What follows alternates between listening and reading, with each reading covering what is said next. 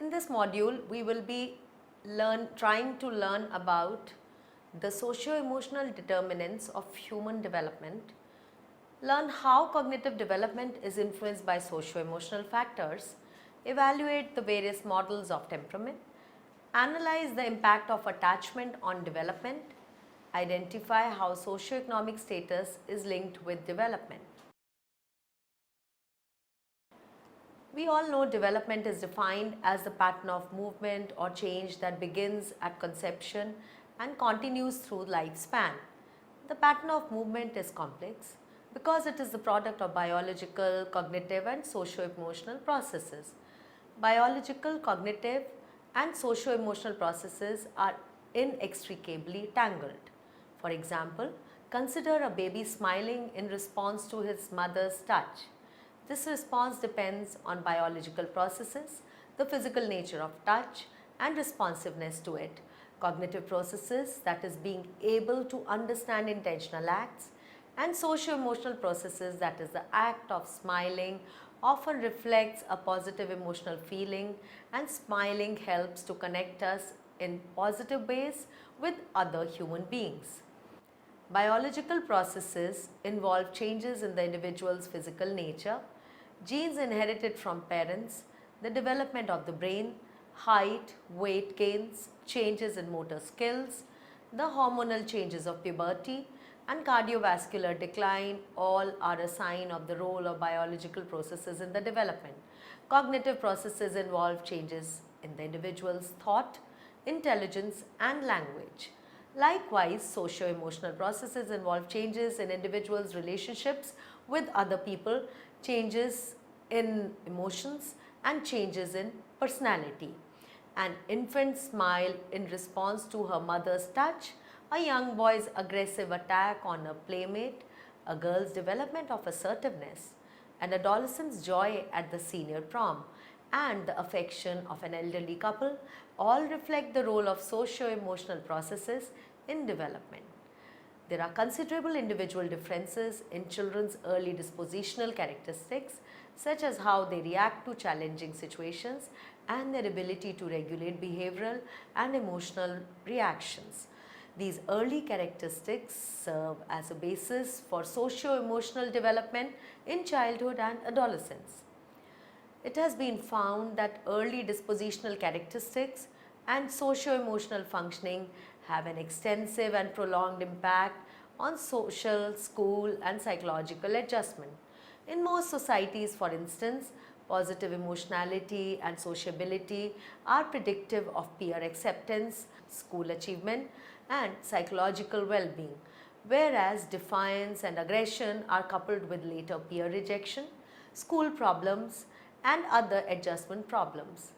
Finally, social anxiety and behavioral inhibition in infancy and early childhood may contribute to difficulties in peer relationships and adjustment problems of an internalizing nature such as loneliness, depression. The individual continually responds to and acts on contexts which include a person's biological makeup, physical environment, cognitive processes, historical context, social context and cultural context. In the contextual view, individuals are thought of as changing beings in a changing world.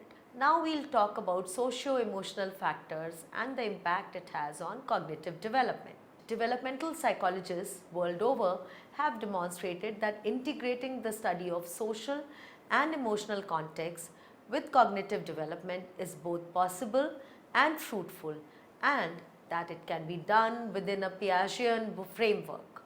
According to Fisher's skill theory, emotions are generated in human beings through the appraisal of events in relation to specific goals. These emotions then generate actions and action tendencies that are appropriate both to our particular cultural models and to our personal histories or scripts. And as children develop, this constant interplay between their cognitive and emotional functions gives rise to increases in their abilities to reflect on and understand their emotions, consider others' perspectives, and inhibit or plan their actions. Fisher's research on children's development has shown that a child's performance level on a given cognitive task will vary according to the level of social support he or she is accorded. Adults may serve as models or may provide memory prompts, and this helps children to perform at their optimal level. But without this support, they may perform only at their functional level and show no evidence of competence at the higher level. Thus, to avoid misdiagnosis, assessments aimed at measuring children's highest cognitive ability level should include high support conditions.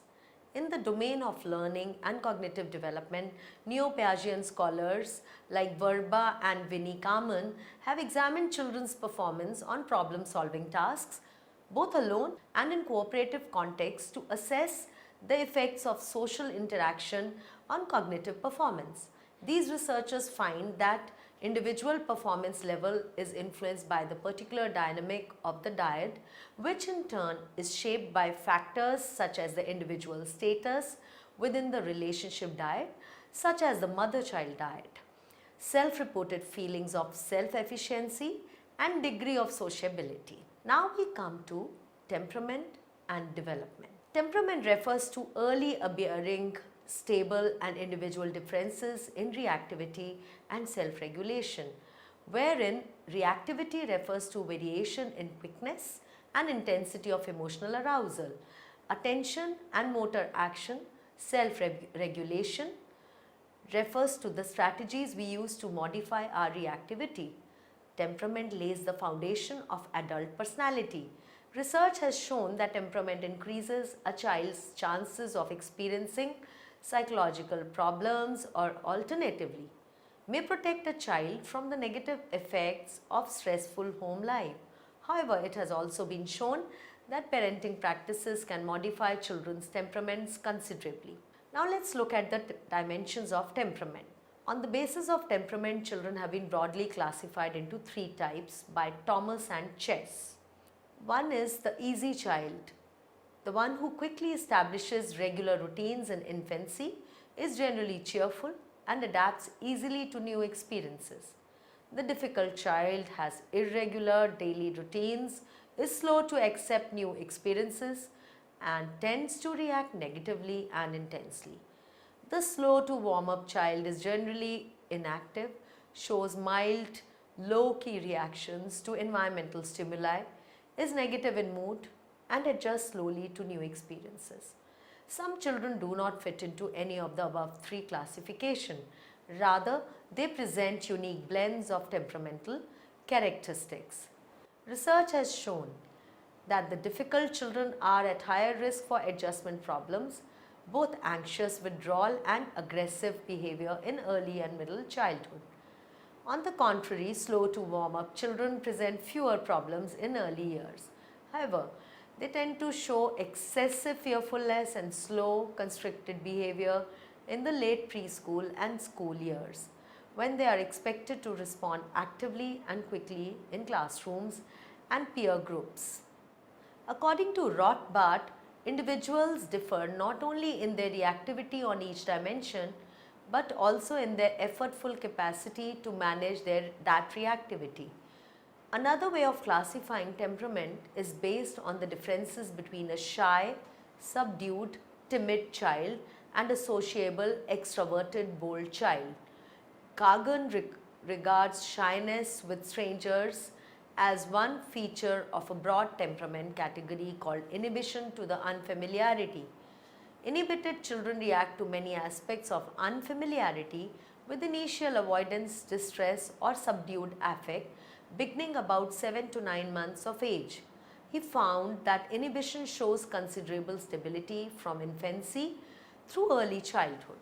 One study classified toddlers into extremely inhibited, extremely uninhibited, and intermediate groups.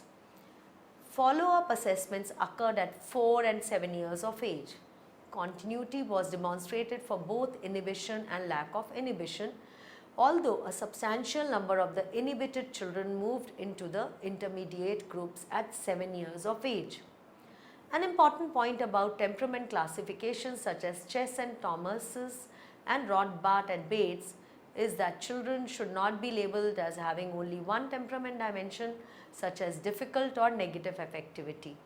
Rather, it is advisable to think of a child's temperament along multiple dimensions. For example, a child might be extroverted, show little emotional negativity, and have good self-regulation. Another child might be introverted, show little emotional negativity, and have a low level of self-regulation. The development of temperament capabilities such as effortful control allows individual differences to emerge, etc. For example, although maturation of the brain's prefrontal lobes must occur for any child's attention to improve and the child to achieve effortful control, some children develop effortful control, others do not. And it is these individual differences in children that are at the heart of what temperament is. Now let's look at temperament in the Indian tradition, and these are called Trigunas. The concepts of Tridosha and Triguna are central to Ayurvedic practice. These physical and psychological predispositions are present at birth, even beyond it. The Tridosha consists of Vata, Pitta and Kapha and are physical predispositions. Of the Trigunas, Rajas and Tamas are the psychological traits that contribute to physical ill health, while Sattva is a predisposition to well-being. An individual is seen as a product of inheritance of various components of the gunas and doshas. These are the endogamous factors, but they interact with various physical and psychological factors in the environment. Kapoor and others examined the construct of temperament in ancient India based on Triguna from the Samkhya tradition. The temperamental profile with 17 items was used to provide a theoretical model based on ancient Indian thought, which consists of Sattva, Rajas and Tamas, and validate them empirically with the study of normal and disturbed children. Many studies have used Indian model and they have worked on Indian samples. Experience of the author and her colleagues, for example Thomas and Chess and Malhotra and Randhawa, was difficult for Indian mothers to understand. For the sake of scientific parsimony, Western workers have used narrow band of traits, while the Western models include only biological predisposition. The Triguna model includes the biological as well as psychosocial dispositions. The dimensions measured in the Triguna temperament schedule are manageability, trust, dependence, sleep, appetite, activity level, morality, emotionality, sociability and aggression. These dimensions go beyond the Western conceptualization of temperament. Temperament and child rearing. Goodness of fit. Now, what is goodness of fit? It refers to the match between a child's temperament and the environmental demands the child must cope with. It explains why difficult children are at high risk for later adjustment problems. For example, when children are prone to distress as exhibited by frequent crying and irritability, their parents may eventually respond by ignoring the child's distress or trying to force the child to behave. Thus, these children often experience parenting that fits poorly with their dispositions, thereby creating a vicious circle. As research has shown that they are less likely to receive sensitive caregiving, are exposed to punitive discipline, which undermines effortful control. The child reacts with defiance and disobedience, in turn making parents increasingly stressed. This makes the parents continue using their coercive tactics, and this ultimately sustains and even increases the child's irritable, conflict-ridden style. In contrast, when parents are sensitive and positive, they help babies regulate emotion, difficulties decline by age 2 to 3 years. It has been found that support and clear expectations reduce the likelihood that difficultness will persist and lead to emotional and social difficulties. Effective parenting of challenging children depends on life conditions, good parental mental health, marital harmony, and favorable economic conditions. Cultural values also affect the fit between parenting and child temperament. Cultural contexts make a difference in whether shy children receive support or disapproval and whether they adjust well or poorly.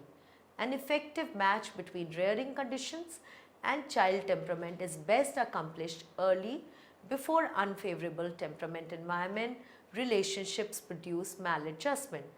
Both difficult and shy children benefit from warm, accepting parenting and makes firm but reasonable demands for mastering new experiences. Now we talk about attachment.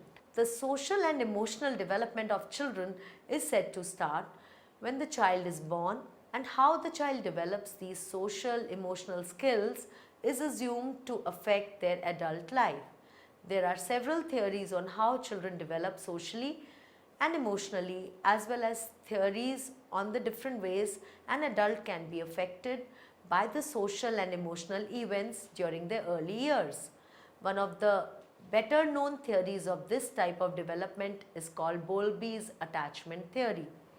Attachment is the strong, affectionate tie we have with special people in our lives that leads us to experience pleasure when we interact with them and to be comforted by their nearness in times of stress. By the second half of the first year, infants have become attached to familiar people who have responded to their needs. Bowlby's attachment theory propounds that the earliest bonds formed by children with their caregivers have a tremendous impact that continues throughout life. He suggested attachment also serves to keep the infant close to the mother, thus improving the child's chances of survival. The central theme of attachment theory is that primary caregivers who are available and responsive to an infant's needs allow the child to develop a sense of security. The infant knows that the caregiver is dependable, which creates a secure base for the child to then explore the world. The attachment relationship is developed in the first few months of life when the infant receives dependable and loving responses from the primary caregiver in response to attachment behaviors such as crying, grasping, moving towards and smiling. Attachment is directly related to how responsive or sensitive the caregiver is to the infant's needs. Bowlby believed that there are four distinguishing characteristics of attachment. First one is proximity maintenance, the desire to be near the people we are attached to. Second is safe haven, returning to the attachment figure for comfort and safety in the face of a fear or threat. Third is secure base. The attachment figure acts as a base of security from which the child can explore the surrounding environment. Fourth is separation distress, anxiety that occurs in the absence of the attachment figures. And on the basis of these, he has given four phases. First phase is from birth to 2 months, and in this, infants instinctively direct their attachment to human figures. Phase 2 is from 2 to 7 months. Attachment becomes focused on one figure, usually the primary caregiver. Third phase is 7 to 24 months. Specific attachments develop. Phase 4 is 24 months on, where children become aware of others' feelings, goals and plans and begin to take these into account in forming their own actions. So in sum, attachment emerges from the social cognitive advances that allow infants to develop expectations for the caregiver's behavior and to determine the affective quality of their relationship. Ainsworth's strange situation has been discussed by Ainsworth, who expanded greatly upon Bowlby's original work. Her groundbreaking strange situation study revealed the profound effects of attachment on behavior. In the study, the researchers observed children between 12 to 18 months as they responded to a situation in which they were briefly left alone and then reunited with their mothers. It was noted that secure attachment in the first year of life provides an important foundation for psychological development later in life. The securely attached infant moves freely away from the mother but keeps track of where she is through periodic glances. An insecurely attached infant avoids the mother or is ambivalent towards her, fears strangers, and is upset by minor everyday separations. Researchers have found that attachment patterns established early in life can lead to a number of outcomes. Relationship and development. The influence of social relationships on human development and behavior is receiving increased attention from psychologists who are central contributors to the rapidly developing multidisciplinary field of relationship science. Humans do not respond to the same stimuli in the same way across relationship contexts. Indeed, the meaning of stimuli to the individual may change dramatically with changes in relationship context. Thus, to predict and understand behavior, it is necessary to appreciate and understand the relationship context in which individual is embedded. In addition, because relationship experiences often change, the individual's mental, physical and spiritual properties, relationships influence his or her developmental course. This suggests that a key sign of the importance of early relationships is that infants reliably turn to caregivers for reassurance and confidence in the face of threatening or stressful circumstances. This is a phenomenon known as the secure base. Bhatia reported that healthy family relationship greatly influences emotional intelligence of the adolescents. Family is the environment where the children learned to use their faculties and understand and cope with the physical world. It is a time when they don't bother with trivial things such as the family relationship because they know they are the kingpin of their family. It is the place where they learn how family relationships work by observing their parents, grandparents, siblings and rest of the family members dealing with each other. They enjoy meeting them on family vacations and family reunions and exchanging gifts with them. A critical mass of research thus shows that these and other such abilities provide an essential infrastructure for many vital activities. Moreover, it is increasingly evident that the development of these abilities depends on the child's early relationships. The socio-economic influence. Conger and Donnellan posited that there exists a positive relationship between socio-economic status and the cognitive, social and emotional and physical well-being of adults and children. They reviewed recent research and identified three general theoretical approaches that provide possible explanations for the association between SES and the individual development. To summarize it, development across the lifespan is the outcome of the entangled biological, cognitive and socio-emotional processes.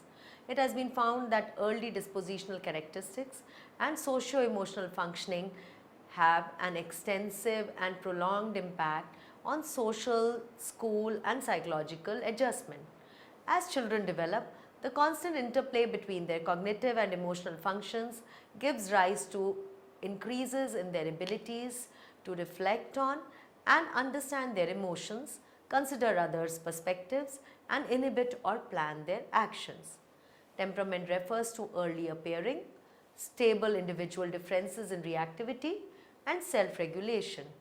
Research has shown that temperament increases a child's chances of experiencing psychological problems or alternatively may protect a child from the negative effects of stressful home life. On the basis of temperament, children have been broadly classified into three types by Thomas and Chess: easy child, difficult child and slow to warm up child.